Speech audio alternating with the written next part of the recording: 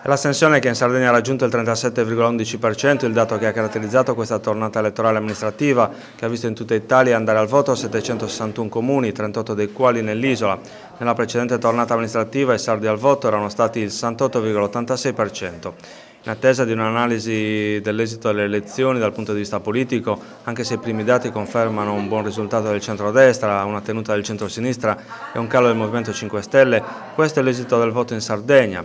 Nei due comuni in cui si votava col sistema maggioritario, Iglesias e Assemini, sarà necessario il ballottaggio per stabilire chi sarà il nuovo sindaco. Nella cittadina mineraria sarà la sfida tra il centro-sinistra, rappresentato da Mauro Usai, e Valentina Pistis del centrodestra, mentre nel centro del Cagliaritano si contenderanno la poltrona di primo cittadino Sabrina Lichieri del Movimento 5 Stelle e il candidato del centrodestra Antonio Scano.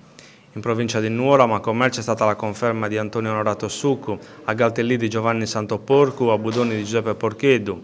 Quanto ai nuovi primi cittadini, a Oliena è stato eletto Sebastiano Antioco Congiu, a Ergoli Ignazio Porcu, a Sindia Demetrio Luigi Daga, a Meanassardo Marco De Muru, a Ierzu Carlo Lai. In 18 comuni c'era solo una lista e pertanto è bastato superare la soglia del quorum, mentre la Sardegna ha la maglia nera per quanto riguarda i comuni in cui non sono state presentate liste, 5 su 8.